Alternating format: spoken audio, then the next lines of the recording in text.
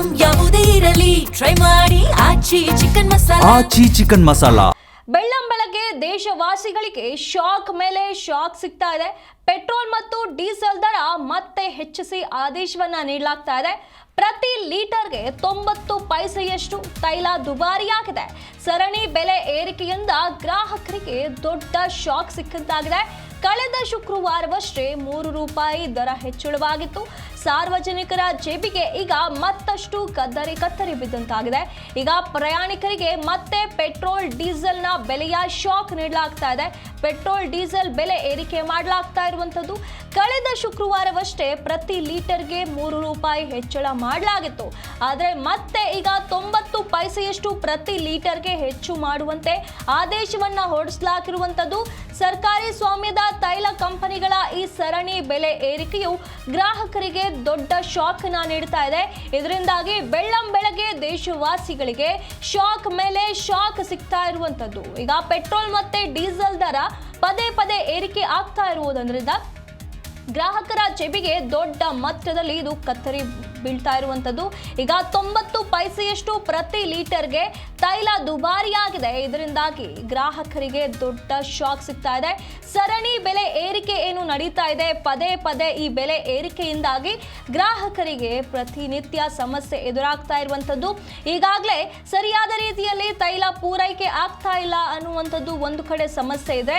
ಇನ್ನೊಂದು ಕಡೆ ತೈಲ ಸಿಗ್ತಾ ಇದ್ರೂ ಕೂಡ ಪ್ರತಿನಿತ್ಯ ಈ ದರ ಏರಿಕೆಯಿಂದಾಗಿ ಗ್ರಾಹಕರಿಗೂ ಈಗ ದೊಡ್ಡ ಸಮಸ್ಯೆ ಆಗ್ತಾ ಇದೆ. ಅವರ ಜೇಬಿಗೆ ಕತ್ತರಿ ಬೀಳ್ತಾ ಇದೆ. ಇನ್ನೇನು ಕೆಲವೇ ದಿನಗಳ ಹಿಂದೆ ಶುಕ್ರವಾರ 3 ರೂಪಾಯಿಯಷ್ಟು ಏರಿಕೆಯಾಗಿತ್ತು ಪ್ರತಿ ಲೀಟರ್ಗೆ. ಆಗಷ್ಟೇ ಜನರಿಗೆ ಶಾಕ್ ನೀಡಲಾಗಿತ್ತು. ಆದರೆ ಈಗ ಮತ್ತೆ ಪ್ರತಿ ಲೀಟರ್ಗೆ 90 ಪೈಸೆಯಷ್ಟು ಏರಿಕೆ ಆಗಿರೋದ್ರಿಂದ ದೇಶಾದ್ಯಂತ ಜನರಿಗೆ ಬೆಳಗ್ಗೆಯೇ ಶಾಕ್ ಸಿಕ್ಕಂತಾಗಿದೆ. ಸಾರ್ವಜನಿಕರ ಜೇಬಿಗೆ ಮತ್ತಷ್ಟು ಕತ್ತರಿ ಬಿದ್ದಂತಾಗಿದೆ. ಮಧ್ಯಪ್ರಾಚ್ಯದಲ್ಲಿ ನಡೀತಾ ಇರುವಂತಹ ಯುದ್ಧದ ಪರಿಣಾಮದಿಂದಾಗಿ ಇದು ಪದೇ ಇಂತಹ ಸಮಸ್ಯೆಗಳು ದಿನದಿಂದ ದಿನಕ್ಕೆ ಏರಿಕೆಯಾಗ್ತಾ ಇದೆ.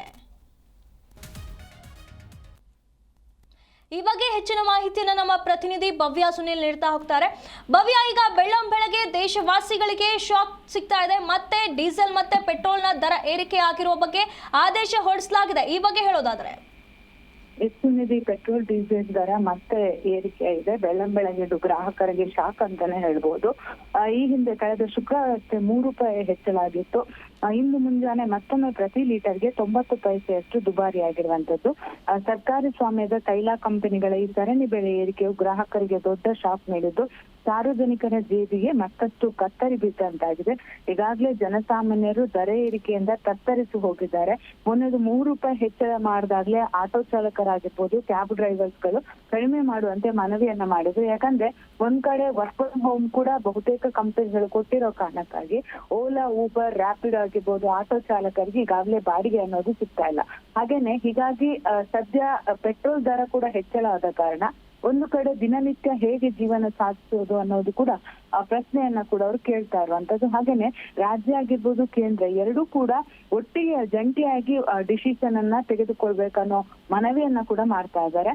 ಮತ್ತೊಂದ್ ಕಡೆ ಇದು ಸಾರ್ವಜನಿಕರಿಗೆ ಕೂಡ ಪೆಟ್ಟು ಅಂತಾನೆ ಹೇಳ್ಬೋದು. ಈಗಾಗಲೇ ತಮ್ಮ ಸ್ವಂತ ವಾಹನಗಳನ್ನ ಹೊಂದಿರ್ತಾರೆ. ಈ ಸಂದರ್ಭದಲ್ಲಿ ಪೆಟ್ರೋಲ್ ಡೀಸೆಲ್ ದರ ಮತ್ತೆ ಏರಿಕೆ ಆಗಿರೋ ಕಾರಣಕ್ಕಾಗಿ ಜನಸಾಮಾನ್ಯರಿಗೂ ಇದು ತೊಂದರೆ ಆಗ್ತಾ ಇದೆ. ಹಾಗೇನೆ ಬಹುತೇಕ 10-15% ಅಷ್ಟು ಮೆಟ್ರೋಗೆ ಕೂಡ ಸಿಲಿಕಾನ್ ಸಿಟಿಯಲ್ಲಿ ಡಿಪೆಂಡ್ ಆಗ್ತಾ ಇರುವಂತದ್ದು. ಯಾಕಂದ್ರೆ ಪೆಟ್ರೋಲ್ ಡೀಸೆಲ್ ದರ ಏರಿಕೆಯ ಕಾರಣಕ್ಕಾಗಿ ಮೆಟ್ರೋದಲ್ಲಿ ಹೋದ್ರೆ ಅಟ್ಲೀಸ್ಟ್ ಅವರಿಗೆ ಅಲ್ಲಿ ಸೇವಿಂಗ್ಸ್ ಆಗುತ್ತೆ ಅನ್ನೋ ನಿಟ್ಟಿನಲ್ಲಿ ಬಹುತೇಕ ಜನ ಮೆಟ್ರೋದ ಈಗಾಗಲೇ ಅಲ್ಲಿನ ಆದಾಯ ನೋಡೋದಾದ್ರೆ ಮೆಟ್ರೋದ ಆದಾಯ ಕೂಡ ಹೆಚ್ಚಾಗ್ತಾ ಇದೆ. ಸೊ ಎಲ್ಲೊಂದ್ ಕಡೆ ಸಾರ್ವಜನಿಕರು ಪೆಟ್ರೋಲ್ ಡೀಸೆಲ್ ದರ ಏರಿಕೆಯ ಕಾರಣಕ್ಕಾಗಿ ಬೇರೆ ದಾರಿಯನ್ನ ಕೂಡ ಹುಡುಕ್ತಾ ಇದ್ದಾರೆ ಅಂತಾನೆ ಹೇಳ್ಬೋದು. ಸುನಿಧಿ, ಧನ್ಯವಾದಗಳು ಭವ್ಯ ನಿಮ್ಮೆಲ್ಲ ಮಾಹಿತಿಗಾಗಿ.